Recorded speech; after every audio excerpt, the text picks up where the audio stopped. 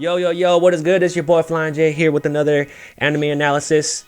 Let me say, man, it's been a good week for Dragon Ball. We got, first off, let me actually, give a shout outs to and rest in peace to Doc Harris. You know, you were there for a lot of our childhoods, and you did narrate, a good amount of stories and the build-ups and all that. So that was a good thing. We also had the Dragon Ball Daima episode pull up, and that's what we're gonna talk about today. And then the third piece, which we'll show another video on that later, hopefully, is that Dragon Ball Sparking Zero came out. So I mean, three amazing things. But today we're gonna do a breakdown analysis of the first episode of Dragon Ball Daima.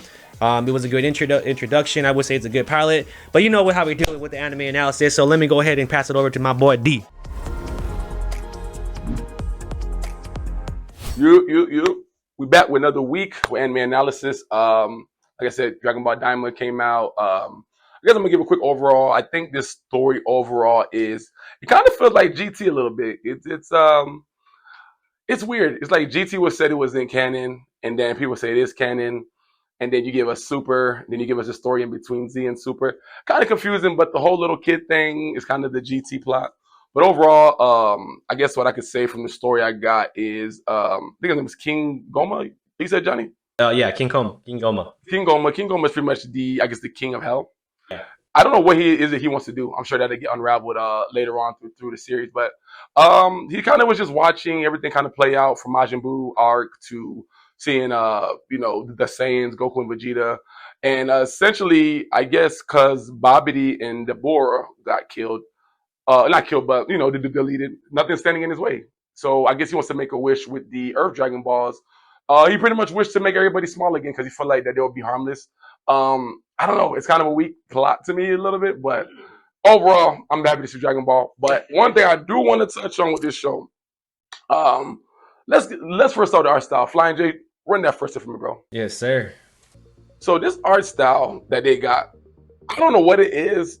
But it's like it looks really good. Even though people wasn't really like feeling this show, this art style they got now, it looks beautiful. Like the colors, even when they're showing some of the old stuff, bro, like it's just nice. Just look at this. So that was one of the biggest things that I could say, even through the trailers I saw with this, man. Like the art style, the colors.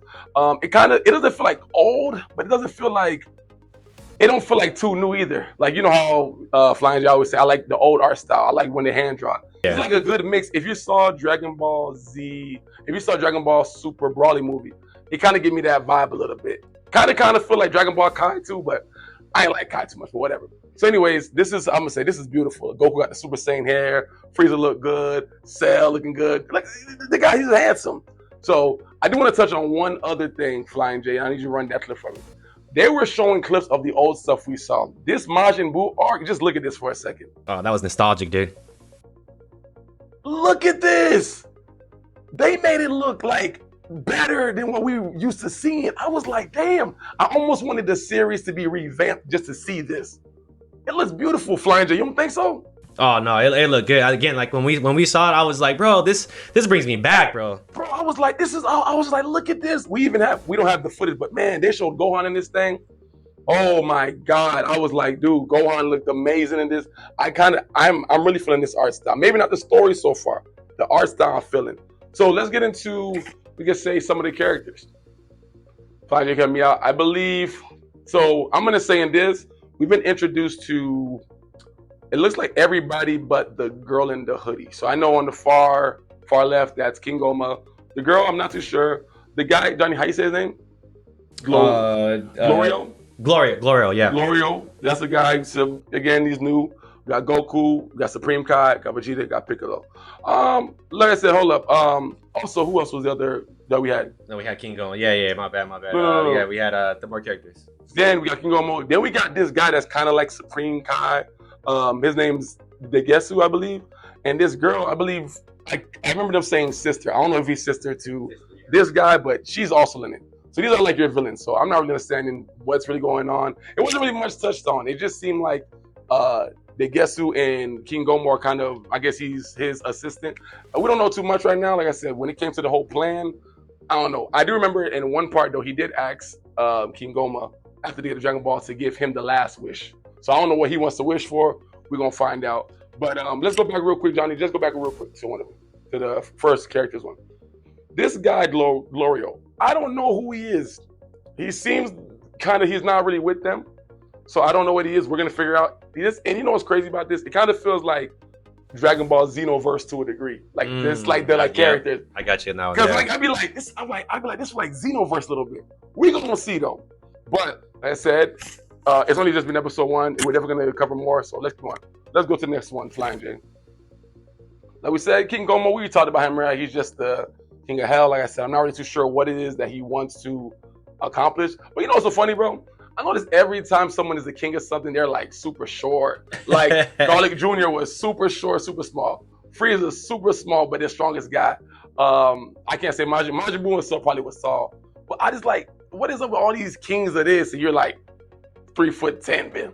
So I don't know, bro. So let's go past this guy, man. But I guess overall, I'm assuming he's the main antagonist. Let's go. Like I said, we already showed you guys who this is. He's he's like another Kai. He kind of reminds me of what's the guy named Goku Black Art. Zamasu. Yeah. He reminds me of Zamasu so much. So we're gonna see what it is. Like I said, he looked like he's a Kai. He is from that planet. So I don't know.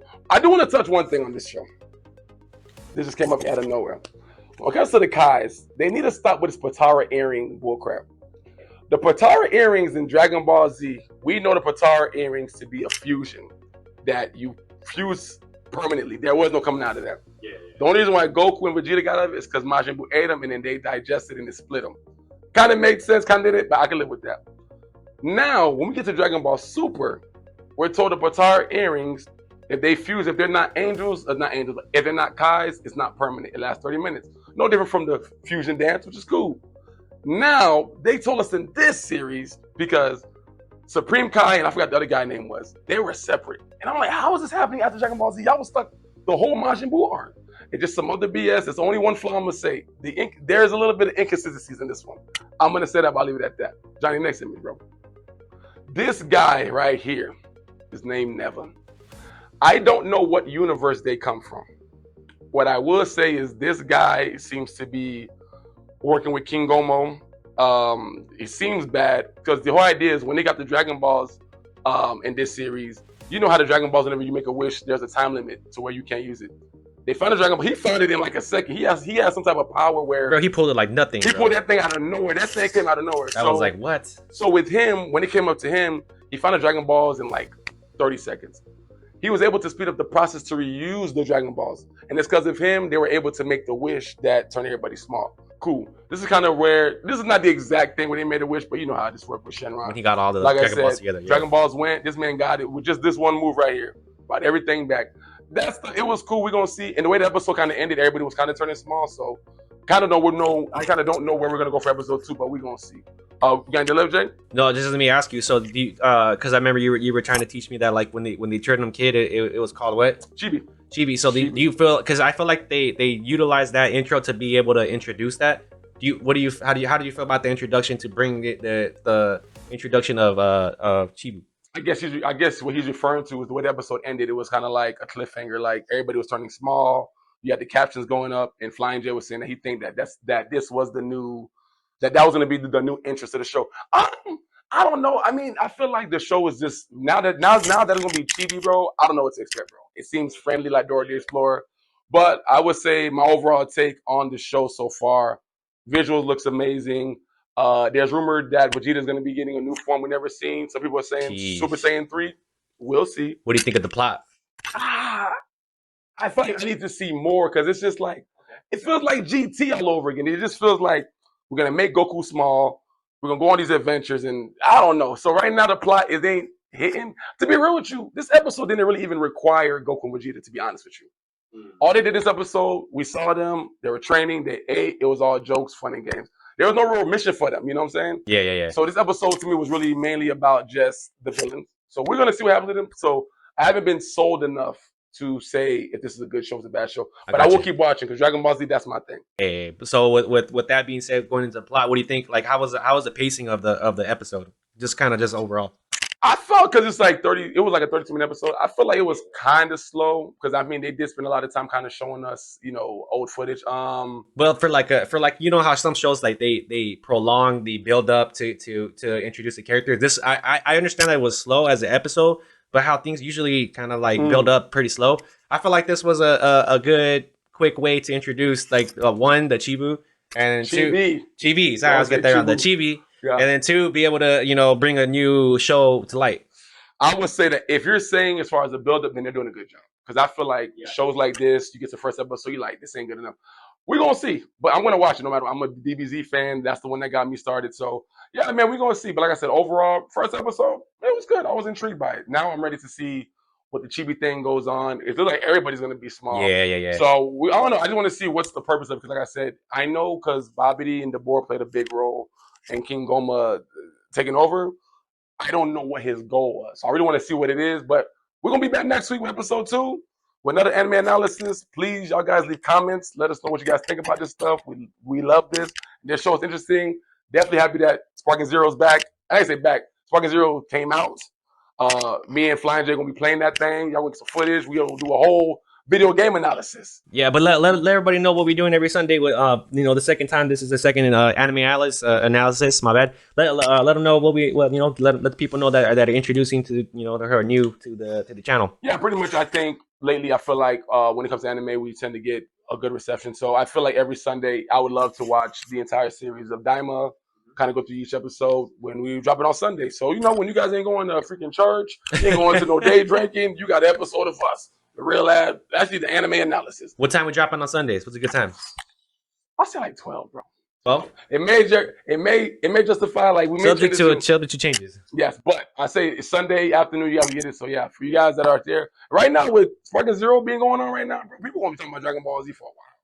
So we gonna see, bro. But I'm glad we got something this week. We got Daima, got Sparking Zero. So yeah, man. Until next time, we'll see y'all. And rest in peace, Doc Harris. Peace.